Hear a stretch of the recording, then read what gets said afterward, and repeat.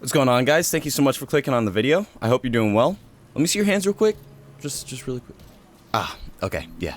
It's looking a little bit dirty, so I'm gonna have to ask you to go to your kitchen real quick, wash your hands, make sure they're nice and clean, make sure they're nice and warmed up, and get ready to type in the comments because I need your opinion on this. This is probably one of my favorite topics to talk about because I feel like there's so many different ways that people think about this, so I really need your opinion on this. Guys, if you're new here, I would really appreciate a sub down below. Also, if you're not already, make sure you're following me on Twitter so that you know whenever I post a new video and whenever I go live on Twitch. And also, I just post a bunch of funny stuff on there. And also, make sure you leave a like down below if you appreciate the content that I'm putting out here. Alright guys, let's get into this.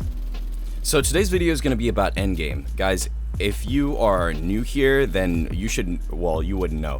But if you guys have been around the channel for a little bit, I have been playing looter shooters for a very long time, and in almost any looter shooter, there is always this topic about Endgame. Really, any online cooperative game, there's always some sort of topic about Endgame, whether it's MMOs or MMORPGs or whatever. There's always some sort of topic about Endgame. Now, what today's video topic is going to be on is what exactly is Endgame, because there isn't really a strong definition of what determines what is Endgame. And what I wanted to do is look at some examples of some people who have pointed out some games that have really good endgame and see what they say. So if you, once again, like, this is really important that you guys leave your comments down below because I want to know what you guys believe endgame is to you. This is like 100% important because, like, I want to get as many ideas out there and as many people thinking about what these games can do to improve their endgame, quote unquote. So let me get into my opinions. So with endgame, the way that I see it is basically a point that you get in the game where you are grinding or you are working towards completing difficult content. Now, that doesn't mean that, you know, you get your perfect build or whatever. I wouldn't even necessarily say that endgame is like that. I think that endgame is more, you get to difficult content, and the only way to complete that content is to continuously play and to get better gear or to get better whatever, just get better period, so that you can play that harder content, either level up your character or, you know, whatever it may be, right? So that's kind of how I see endgame, and I think there's different aspects to that that these different companies can use to make it more appealing. We see some decent endgame from, let's say, games like the Division 2. I know I bring up the Division 2 a lot, but honestly, it's one of my favorite games right now. So with the Division 2, the way that endgame works is you build up your character as you go through the story, and then you have these world tiers, right? So you build up your character and you get to World Tier 1, and then you build up your character more in World Tier 1, and then you get to World Tier 2, and then you build it up again, and then all the way until you get to World Tier 5. Once you're in World Tier 5, that's when you get to, like, the hard content. That's when you get to the hardest stuff. And now with the new Warlords DLC, there's the level 40 stuff. So you go into New York and you complete that campaign and you get to level 40, right? And now that's your end game. Once you get to level 40, the content is much more difficult and, you know, yada, yada, yada, right? So once you get to that point, why do people keep on playing? Why are there still people playing the Division even now? After, you know, even after this whole drama situation going on, why are people still playing the Division with the level 40 content and doing the quote-unquote endgame stuff? Well, the reason why I keep on playing it is because there's a difficulty there that I don't really get in any other looter shooter.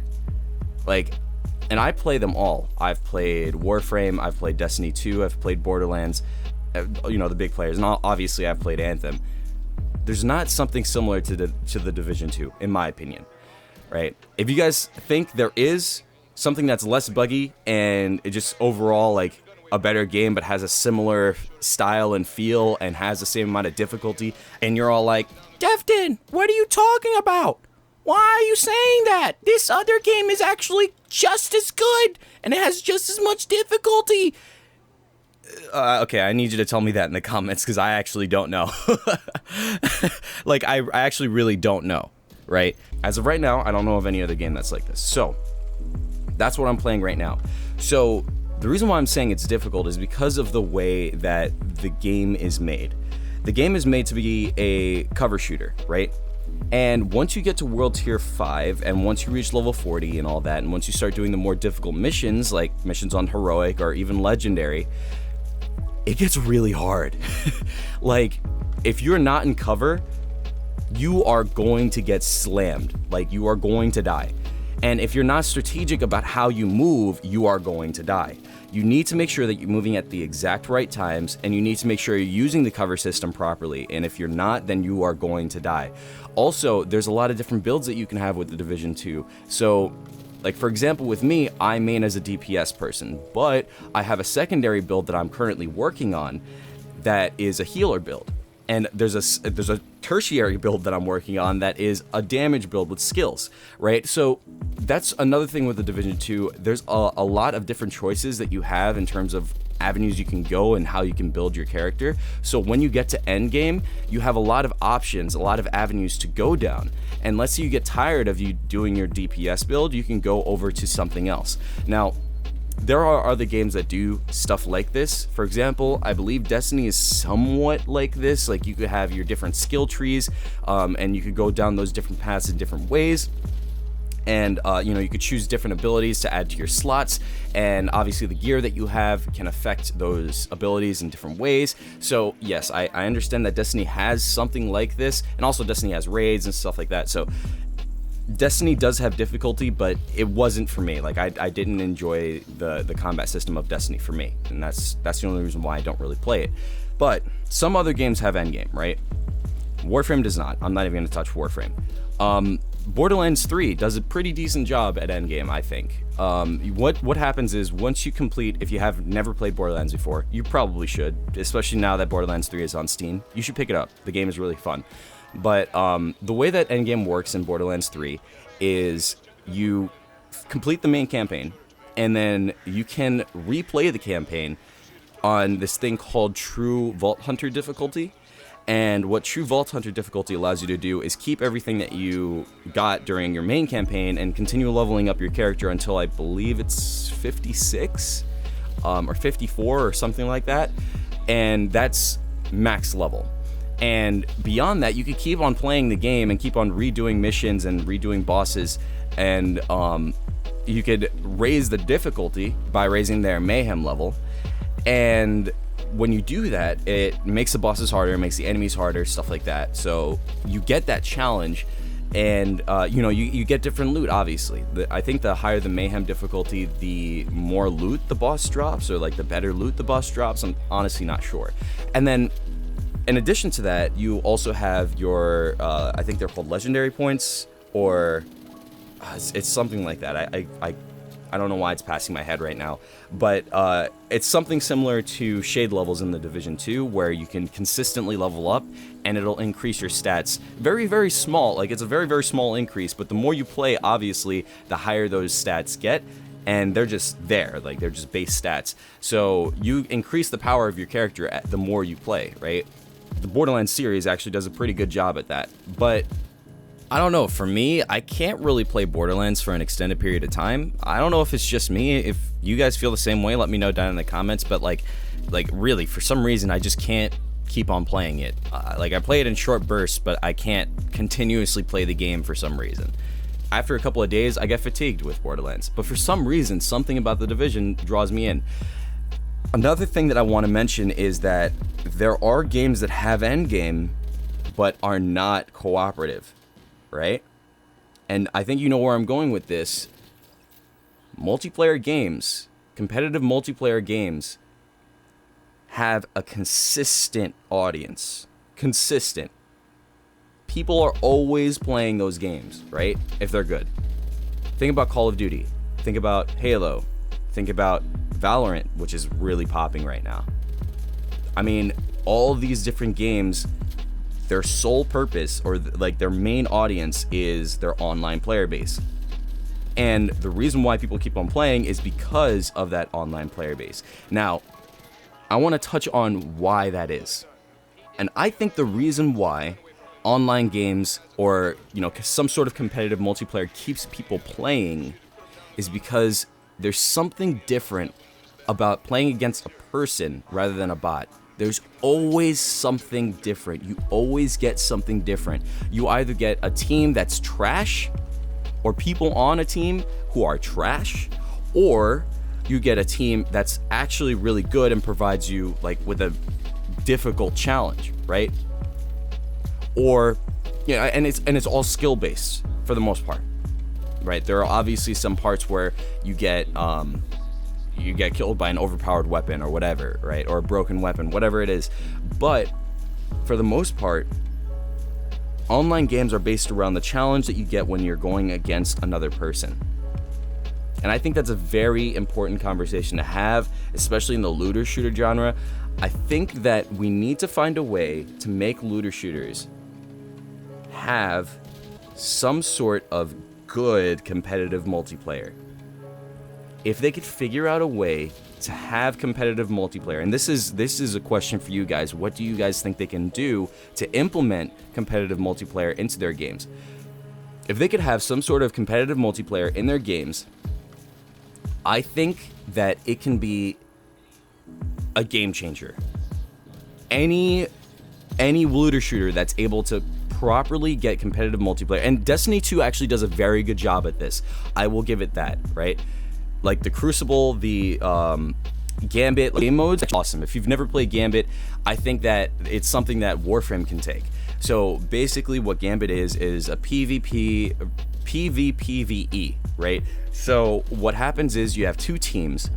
They're both in their own section, and they're doing their own objective, right? Each person has the same objective, and you're racing against the clock to finish the objective first. And as you're trying to complete the objective, you could actually invade the other side and try and mess them up, right? You're supposed to like run around and collect points and stuff like that and cache them in this vault, but the other team can come in at any time, or almost at any time, and invade and, you know, start messing you up, try and go in and kill you or whatever. And it's like a really interesting experience because you're always on your toes, because you know that an enemy can come out of nowhere and kill you, but at the same time, you know that like they're not always down your neck. You know that you have some time to like try and rush to get your points into the vault, so that, you know, they won't kill you and they won't, you know, take your points or whatever. They, you know, you won't lose your points, because when you die, you lose all your points, like they're just gone, right? And then once each team completes their objective on their own side, they go to this consolidated like area where the boss is, right? And then each team, once they're inside, they fight to finish the boss first. So that's kind of how it works, right? I think that Warframe and many other games out there can take this model and use it. Literally any looter shooter can take this model and use it. Division 2, absolutely. Borderlands, abso-freaking-lutely. That would be so sick. Can you imagine? That would be so sick for Borderlands 3, right? Even Anthem. I think Anthem can do something like this if they are able to get their stuff together for Anthem Revamped or Anthem 2.0 or whatever they're going to call it, right? I think that looter shooters, if they implement some sort of good PvP element into their games and use that as kind of their ultimate end game, the thing that you go to when you want to, you know, show off your build, when you want to be like, okay, my build is actually done, I think that that is the best way to keep people playing and keep people engaged over time, rather than trying to implement some sort of just sole PvE endgame. But that's just my opinion. What do you guys think? Please let me know down in the comments. This is definitely a discussion piece. Like I said, I need your opinions on this. Guys, if you made it this far in the video, what are you doing? What are you doing? You should be subscribed. I would really appreciate a sub down below, and also make sure you hit that bell to know whenever I post. But the real best way to know whenever I post a video, or even go online on Twitch, or if you just want to have funny stuff, you know, posted on your feed, follow me on Twitter. That link is down in the description below. Also, if you want to join in some conversations, some more quick conversations, join up in the Discord. I'm trying to build that thing back up. So if you are not already in the Discord, go ahead and join. That link is also in the description. Guys, if you enjoy the video, please go ahead and leave a like. I would really appreciate that. If you didn't enjoy the video for some reason, you could go ahead and hit that dislike button as well. And as I said before, make sure you leave a comment down below. That is the most important thing with this video. I need to know what you guys think. Guys, that will be it for this one. I appreciate you so much, and I'll catch you in the next one.